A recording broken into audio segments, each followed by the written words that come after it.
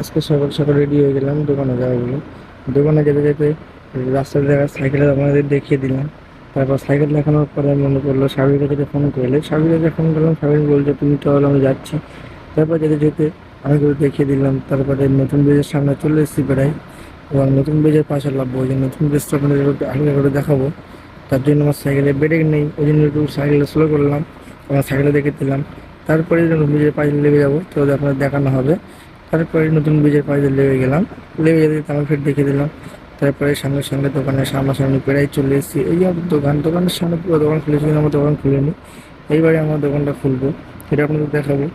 তালা খুলছি, তালা খুললে খুবই অসুবিধা হচ্ছে, একাতে ফোন একাতে ক্যামেরা। তারপর তালা ঝামা করে কষ্ট করে খুলে নিলাম। তারপরে আমাকে দেখিয়ে দিলাম, তারপরেই রেডি হয়ে দোকানটা খুলে নিলাম। তারপর সব কিছু দেখতে হচ্ছে আমাদের কতটা মাল আছে আমার কাছে বার হবে। একটু মেনটা তুলে নিলাম, পাগড়া চালিয়ে নিলাম, গরম হচ্ছে ওই জন্য। তারপরে রেডি হয়ে এবার দোকানে একা একা কী করবো তাই কাজ করছিলাম। তার বসে বসে ক্লিপ রুম পার করে দিলাম। তো এই ক্লিপ রুম মারলেই মারতে মারতে ক্লিপ গুনছি, গোনা শুরু করে দিলাম। গোনা শুরু করতে না করতেই আমি বসে বসে ভাবছি কী করবো। তারপরে সাবির চলে এলো হাতে ব্যাগ নিয়ে এবং পান্তা নিয়ে খাবে। তারপরে সাবির আসার পরে হাত মুখ ধুয়ে রেডি হয়ে খেতে বসে গেলাম। তারপরে খেতে খেতে আকাশে চলে আসলো, আকাশ চলে আসার পরে একটু ভিডিও করলাম বা পাকাম হলো। এবার সাবিরে পাগলামো দেখো, সাবিরে পাগলামো দেখতে দেখতে সাবিরে চলে গেলো।